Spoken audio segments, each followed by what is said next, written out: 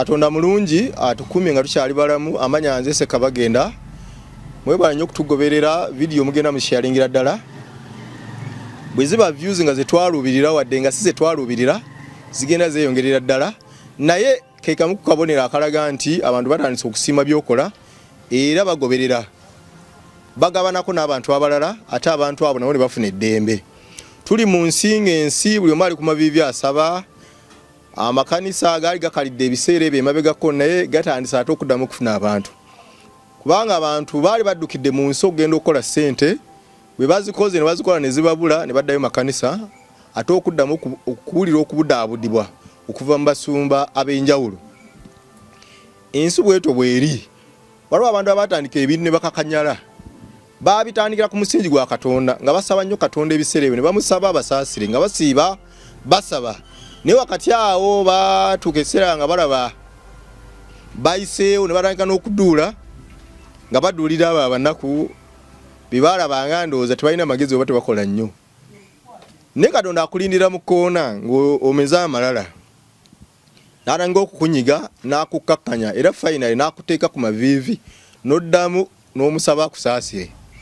Bw'oba wasaba Katonda okukuwa ekintu kyonna kye yakuwa mbadde nsaba kikuume na Saara bw'oba wali awo siiba n'okusaba mu ntandikwa nga tonnagaggawala sigala ku bintu ebyo tobivaako. Ensobi gye tukola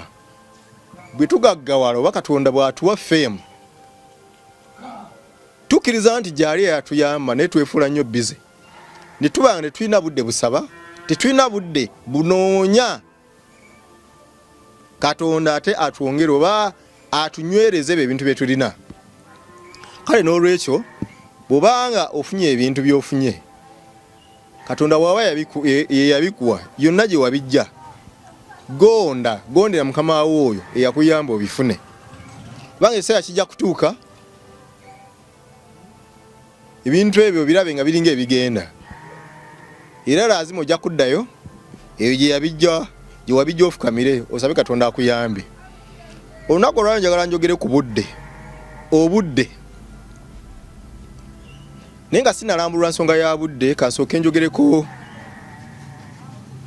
n'abaana abaana b'abanene abo nga baafa. Omwana w'omunene ate nga omunene yakyali mulamu kati ensi gwemanyi taata we akyaliwo omwana we Bebe Cool nkulaba nga wenyigidde mu charitable deeds nyingi waliwo abantu bozimbira otekawo embeera n'ozimbira abantu amayumba lwokwata akazinda olaga nti you are for the common person olaga nti oliwo ku lw'omuntu oyo omuntu wa wansi. Simanyi okikola simanyi oba okikola oyinza okuba obeera mu byabufuzi obanga otuula wansi n'omala okubala ng'okola ebikolwa ebyo naye obanga osooka kubala ng'okola ebikolwa ebyo birungi. Kati mbadde nsaba onkolere ne kino ekintu oli mwana wa munene yaliko omunene Jaberi Bidandisali akyali mulamu era sisuubira nti ne bwali baavudde mulamu w'ensi eno ng'afudde Bidandisali Bebe Cool okyasobola okudda mu bwavu bakati emyaka gy'olimu ogenda emyaka oyinza okuba owezezza emyaka 5 kati bw'oba owezezza emyaka 5 kyeza oyingira obukadde bwo kati gwe kyolina okulwanirira be baana bo nti taatawo bwe yali enakawe ayinza okuba yakola ebintu bingi nnyo enakawe eyo era ku time yenga Jaberi Bidandisali ye Minister of Local Government ndowooza yafuba nnyo okulaba nga buli luguudo oluli enakawe eyo lugendako kolansi Jaberi Bidandisali ebbanga lero nanze lyemulabidde ewe tewaggalwa simanyi oba watandika okuggalwa kubanga ndudde kati nga siyingirayo naye ebiseera ebyo obukoto mu maka ga Bidandisali awo nga tewaggalwa geti ebanzigule ebbanga lyonna nga bw'omukubira essimu n'okola appointment n'omunnyonnyola gwani ovaawa n'akutegeera era akuwa appointment n'agamba olwokusatu oba olwokubiri oba enkeera jangu tusingane ku ssaawa 3 era bw'otuukawo avaayo mu kisenge n'akusinkana mu ddiiro n'akuwuliriza n'oyogera nga ye bw'awuliriza. Kati mutabani we wadde nga Bebe Cool teyenyumiriza mu kitaawe naye eddembe Bebe Cool yafuna ne Katonda omusaasiro genda mu maaso n'afuuka famous byali bikolwa byo ndoza bya kitaawe kuba omusajja oyo yakola ebintu bingi mu sports mu byobufuzi ne mu bantu abali bamusemberedde yali musajja mulungi ku mutima era yayamba bangi kikalembereza ndowooza Bebekulu ke yafuna Katonda n'amusaasira yanza okulowooza yakola nnyo oba yawaguza nga bwe batera okuyimba mu nnyimba nti kwali kuwaguza nalwana nnyo natoba nnyo abatoba okusinga Bebekulu bangi abatoba okusinga Kamiliyoni bangi abatoba okusinga abantu ensi beetegedde bangi ne bali awo ku ttaka tebavangawo Katonda nabo abaagala mu ngeri yaabwe kuba tebasula njala ate si gwe obaliisa kati Bebekulu Katonda yakusaasira probably because your father was good to the people byawangalanga nabo kati gwe ddimu lyolina lyakuteekawo mbeera okulaba nga ba Alpha Sali bano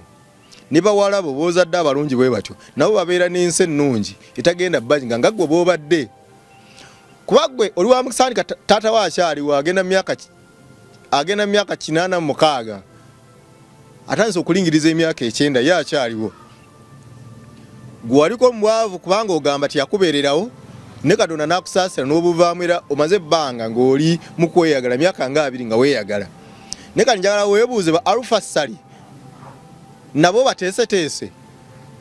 okuba nti bw'onooba ovudde mu mulamu w'ensi eno kubanga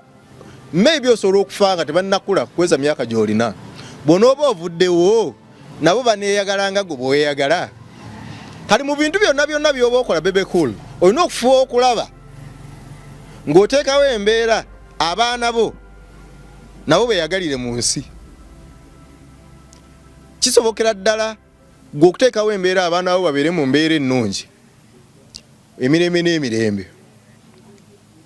kati mbadde nsaba weeyise bulungi kola birungi byereere abatakutegeera tebagenda kukutegeera n'ensaba okolerera abaana bo obategekere obeeko ebintu by'okola bisobozesa abaana bo okubeera ne future ennungi future etalimu kuboolebwa future nebaamu okuweebwa space bakole ebintu nga beegazaanya ate bagatteko ku ggwanga nze omu ku bannabyabuzanya abaweebwa chance neneetegeeza omwana we Alpha Sali bwe yali ku express ebiseera bwe nali PRO abawagizi express nga bwe baleeta emmere ey'abasambi ye teyagambanga nti sijja kulya nze ndi mwana wa mugagga taata wange asobola n'okunteera emmere mu food flask oba mama wange asobola okunteerawo embeera nze ne sirya mmere yammwe era yayimukanga ku pate z'abasambi ez'enjawulo ezabanga ewankulukuku n'ewalala wonna n'ayimirira n'asimba layini n'alya emmere nga Alpha Sali ne kindaga nti Bebekulu alina kye yateeka mwana we nti omwana we talina kwekulumbaza talina kukola malala alina okweyisa ng'omuntu wa wansi kubanga waliwo kye bayita people power kitegeeza amaanyi g'abantu osobola okuba n'ebyobugagga byonna ebirala naye oba tolina backing y'abantu nga tolina bantu bakuwagira mabega wano tosobola kuba w'amaanyi kale Alpha Sali nakimulabamu nti wadde mwana wa mugagga asigala kakkana era n'abeera mu banne nga tabamazeeko mirembe n'akola ng'ensi yonna emwetoolodde kyekuloba kyeragira mbadde ngamba nti Bebekulu njagala onkolera ekintu kino mbadde nsaba obeeko embeera gy'oteekawo bantu bannya abazze baba ab'amaanyi mu nsi muno gwe Katonda akusaasidde n'oba omu ku baana abatono abaana b'abanene abaavaayo ensi n'ebamanya naye njagala omumenyera abalala nga 10 ensi beetegedde nga baali baana b'abanene ku mulembe gwa Amini ku mulembe gw'Obote 1 Obote 2 bali liddawa bali bayinza okuba balina emirimu gibasasula kasente oba balina bye bakola bali weerofu naye ensi teyabamanya lwaki ekyo kye nabadde mbagamba mu vidiyo zange wali emabega nti Katonda mu bantu 10 asaasiramu 2 oba 3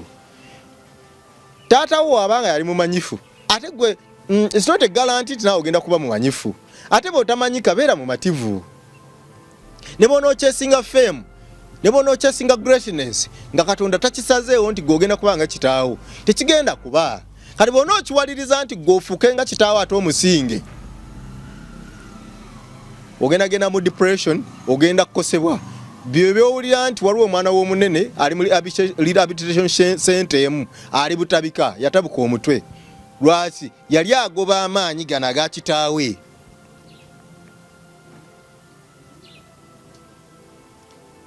N'atamanya nti kitaawe yayinza okuba alina ebintu bye yakozesa oba alina katonda w'enjawulo eyamusaasira n'afuuka famous. Kati Bebekulu madde nkusaba kumaakuma abantu bano abaaliko abaana b'abanene beetaaga okubudaabuda okukansolinga, beetaaga okuyamba. Bangi nnyo baali baana b'abanene bali myaka 5 tebazimbanga mayumba, bakaddiye tebalina kye balina, bakaddiye tebakyalina wadde akantu ka kitaabwe ke balabako. Juzi nali ndaba munnamawulire omu nga alina story gy'akola ng'atulaga ennyumba ya Amini embeera gy'erimu. Butuufu ennyumba ya Amini gye yazimba gye bamuzaala yafuuka matongo, kiri awo kifulukkwa nyumba ya Amini. Naye omuntu yaliko president emyaka emyaka nga 4 emabega, 42 43 emabega, bw'abaaga kati ennyumba ye yafuuka matongo nga yazaala abaana abawerako, abakyala alina abawera n'abantu abamumanyi baali bangi. Tunuulire ennyumba ya Amini, ginoonyeekaawo ku internet ogenda giraba, giraba embeera gy'erimu. Ekidiba ekyali ku nyumba ya Amini kye yawugirangamu kiri mu mbeera ki kikyaliwo nga waliwo omuntu ye alina n'obudde obukirabirira. Amini bwe yatuulanga okulamula oba okunywa kacaayi, conference center yali ku nyumba ya Amini, kati ani agituulamu? Obuzibu bwe tulina mu Africa tetuyiga, ate bwe tuyiga kitutwalira akabanga katono nnyo okuddamu ne twerabira. Obote yazaalibwa mu 1925, Milton Obote. Omwana wake natumumanyi fine. Naye ge baana bameka oba teweetegereza nnyo Obote kati b'omanyi. Bameka b'omanyi bamenyere. Solo batonyeza mu comment section yawo n'ŋŋamba okujja kaakena omwana wa Obote ono mumanyi nono gye bali. Bazzukulu b'Obote bameka b'omanyi. Obadde okimanyi nti bazzukulu b'Obote bali eyo bakimanyi nti one day nabo basobola okufuuka wa president kubanga jjajja waabwe yali president. Era ekisinga okubawo essanyu kwe kutuula awo ne banyumya ewaabwe kokolo oba wa akokolo oba wa ne banyumiza ababawuliriza nti nze golaba jjajja wange y'Obote. Kyekisinga okubawo essanyu kati mu kwematizaawo ti jjajja waabwe y'Obote ensi ebalekawo nazze kwogera ku budde olunaku olwaleero. Obeera nga weematiza nti taata wange yali w'amaanyi. Abamu kibakolera kibawa confidence nga Bebekulu nsuubira ekyamuwaliriza okufuuka kye yafuuka essaawa zino kwe kukiteeka mu nda ye nti taata wange ejjabberi bidandi ssali, era ekyo ye passport esobola okuntwala wali mu kwesiima mu kuba ow'amaanyi. Naye abamu munnaye kibakosa bukosa. Waliwo omuntu atudde awo ebbanga ddene ennyo ng'awoza nze jjajja wange ebinaayisa nawasa muwala wa binaayisa. Waliwo omusajja yali abeera Kabooya yafa ebiseera ebyo baali bamuyita Isaac. Nze bwe namulabira yali yakoma okukola emyaka nga 15 emabega oba 2, naye nga buli wabeera mu bbaala awoza nze nawasa muwala wa binaayisa. Yamuwasa finally n'agenda Isaac oyo abeekawo bamumanyi omusajja oyo yanywanga nnyo omwenge. Bwe yanywanga omwenge n'atambula mu kkubo ng'ayogera oluzungu lungi nga bwavuma abantu abatamivu ab'ebiseera ebyo mubajjukira. Naye ye ekintu kye yatuuka ekiseera ng'ekintu kyeyenyumirizaamu kuwasa muwala wa binaayisa. Muwala wa binaayisa yamala n'anoba oluvannyuma lw'akabanga ng'alaba omusajja gwe yafumbirwa ndowooza tewali kiddako n'anoba. Naye ekyamumatizanga n'emirimu gye yakolanga ye yagambanga kuba yatuuka essaawa n'akola kampani efuuyira ebiyenje n'ebiku n'obuuka obusumbuwa abantu obwo mu nnyumba. Naye nga babazze ewo wakugamba nze Isaac yawasaako muwala wa binaayisa.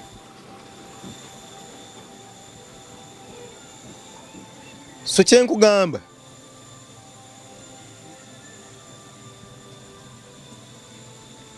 Katonda asaasira abantu asaasira abantu nesi bonna nti abasaasira abamu abaganya babeere ba followers abalala basukulume bebekulu wetaaga okukumaakuma abantu bano otekengawo counseling sessions zenewadde okujjanga eyo n'oba okuŋŋaanyiriza abantu bano mbabuulire kubanga nange nali mwana wa munene mbabuulire tulina kukola ki kubanga obudde butulekawo oyogera ekyo nali mwana wa gundi wali mwana wa gundi oyingidde emyaka 25 owoze ekyo nali mwana wa gundi wozeze emyaka 3 45 emeka nensi tekutegedde gwe olwobeera owoza oli kukaala awoza nali mwana wa gundi weze emyaka 45 ne mutuula wansi mutandika okkaanira obuntu bwa kitamu obutono bwe yaleka at 45 years of age. Buli kintu kyokola nze kwogera ku budde olunaku olwaleero buli kyokola kikole ng'okimanyi nti obudde tewali. Omwaka gw'edda twakulira gwabanga mwaka muwanvu naye essaawa zino osinga n'omusajja ow'emyaka 4 nga ye takiwuliranga alabika ng'ow'emyaka 3 oba 25 kubanga ndowooza emyaka gidduka. Lwaki gidduka? Abantu baafuuka bize, abantu babeera mu kunoonya mmere, mu kunoonya kumanyika, mu kuvuganya. Tiwakyali budde kyekiddusa omwaka wadde nga tegwakyuka gwasigalanga guli ogwedda abantu baakolanga bwe baafunanga ekyokulya tewali pressure ya kuvuga mamotoka tewali pressure ya kukola binene kweragako nti nze nsinga okwambala n'ebintu ebiringa ebyo nze nsinga oluyimba olw'amaanyi wadde nga abatono era baabikolanga naye ng'enkuyanja tebabanga ku pressure ya kuzimba mayumba manene kuvuga motoka esinga obunene ku kkubo tebabibangamu. Ono baatambuzanga omwaka gwabwe kawolawola nga bagutambuza mpola mpola paka wegwabeeraawo wegwabeerangaawo ne guggwako wegwayagaliranga. N'essaawa zino January atuuka genda okulaba February azze March April May ng'omwaka guggwako bakubuuza okoze eki tewali. Kale nga bano abasajja abaakula bali mu nsi ezaakula bwe bakola tuteeketeeke ng'emyaka gyaffe omanyi nti weekend tugenda kukola bwe tuti ffe abaaliko abaana b'abanene bebekulu nkulonza okuba omukulembeze w'abantu abo kubanga bangi bali eyo babonaabona naye gwe wayitawo kati Katonda waba yakulonda okuba omukulembeze okoze otya okuyamba abantu bano abaana bazzukulu b'Obote pakati abaana b'Obote bakaddiye bazadde abaana kati ndowooza waliwo essuubi nti bazzukulu b'Obote ate nabo bali beera abakulembeze generation yeeyo abaana biganye ake naye avuddeyo naye abalala biganye kati abazzukulu bo tubateeseteese tutya kubanga eggwanga libeetaaga. Kati kyekiseera bebekulu oveeyo otandika okuŋŋaanya abaana bano abazzukulu bano so twetaaga omukulembeze abudaabuda abo abantu abaliko mu mbeera ennungi kubanga abasinga bali embeera gye balimu they are depressed. So twetaaga omuntu asobola bakulembera n'abalaga nti bakyaliwo essuubi ate ne balegerawo kirowooza nti mbu basobola okuba famous singa bazeeyi baabwe bwe baali bwe babanga ddala ebbanga lyonna babadde tebalina byakkola balina okugambibwa nti balina okubifuna bo ate ne bafuna emikutu emirala egigenda okubafuula abantu ab'enjawulo oba ne balagibwa nti maybe ebintu bazadde baabwe bwe bakola ate bo Katonda si bye yabateekerateekera okukola ne tubazaamu essuubi ate ne babaako bakkakkanira okukitegeera nti bo maybe kirala ekyabatondebwa era ne bakkakkana mitima ekyo no kijja bajja mu kubonaabona essaawa zino okubonaabona okugenda mu maaso mu mitima gyabwe ne mu buliwo ku mibiri gyabwe kwabula obeera awo nga okimanyi nti taata we yali mugagga oba taata we yali w'amaanyi n'obeera n'endowooza eyo nti naawe ojja kuba w'amaanyi nga tonoonyereza kumanya ye yakola ki yeenyigira mu kyo okuba ow'amaanyi gwe n'obeera ku ekyo nti naawe ojja kuba w'amaanyi olimu kikuleetera okukola ensobi mu bulamu n'oyita mu bulamu w'ensi eno ng'okola ki nga toli musanyufu ng'olimu ennyamivu olw'okubanga teweezuula kumanya obulamu kye ki kumanya nti obulamu si buli omuntu amanyika obulamu si buli omuntu afuuka w'amaanyi obulamu waliwo abantu abatondebwanga bo balina kugenda kukolera abantu ne babawo omusaala ne bazimba amayumba ne baweerera abaana ne bakaddiwa ne babeerawo paka bwe bafa obulamu bwe butyo so mbadde nsaba tuteekewo embeera ebudaabuda abantu bano abatabuse emitwe abali ebutabika abantu abo abaaliko abaana b'abanene bakitegeere nti si be bakitaabwe era ojja kulaba nga bakkakkanya emitima ng'eggwanga ligenda mu maaso naye mukulu Bebe Cool nkutiisa obuvunaanyizibwa buno okuba ekyokulabirako kubanga gw'omu ku baana abavuddeyo abasukkulumye ku bannaabwe batatawo bidandisali ensi neekumanya mu bantu ebibiri be tulina mu ggwanga oli omu oma mulinga babiri kale mbadde nsaba mu bintu byonna by'okola mu charitable deeds zonna z'obadde weenyigiramu oweeko okukumaakuma kw'oteekawo ng'okumaakuma abantu bano nga tubazaamu amaanyi nze naawe ate nabo bamanye nti obulamu bwe butyo butambula kiwali kikyamu kyabaawo obulamu bwe butyo abamu basukkuluma ne bafuuka ab'ettutumu abalala ne basigala wansi awo ng'emmere bagirya abaana babatutte ku ssomero famire zaabwe ensanyufu kubanga basazeewo okwaniriza essanyu mitima gyabwe n'emirembe ekisinga obukulu gy'emirembe Katonda ebisigadde n'abisalawo kale mbadde saagala obeereyo nga weekubagiza olw'okuba totuuse ku maanyi ago taatawo ge yaliko taatawo you do your own growing Katonda wajja okusaasirira awo lekera awo kukyesinga fame amaanyi n'obugagga ebyo bijja mu budde bwabyo bw'oba osazeewo okukola nnyo bw'okola ennyo time tells obudde bwogera era bwe butuuka ekiseera nga bugenda kwogera ebintu bibaawo badde nsaba munywerere ku mazima ku bwesigwa okukola ennyo okugumiikiriza n'okwewaayo n'okwagala kuba ebintu ebyo byankizo okumanya Katonda okumusaba n'okusiiba wa Bayibuli egamba nti bw'otasaba n'osiiba ebintu ebimu tebivaawo kale mbadde nsaba onnoonyeeko ku 0742 135865 0742 135865 amanya nze Ssekabagenda noonyaako njogereko naawe am a strategist a writer and an inspirational speaker nsobolera ddala okwogera naawe bintu ne bikyukira ddala kubanga kiba kigambo ebiseera ebisinga ekikyusa abantu kama abankubira olunaku olwaleero tusinkane mu episode eddako share subscribe and like our videos zongere ddala okusaasaanira ensi ate ensi ekyuke bantu bangi nnyo bafuna okwesiima olw'okuba nti gwe wali ensonga eyabaweereza vidiyo eno n'ekyusa obulamu bwabwe oluvannyuma lw'okugiwuliriza amanya nsigadde nze Bagenda Mukama abankuumire mweraba tusinkane ate olunaku olulala mweraba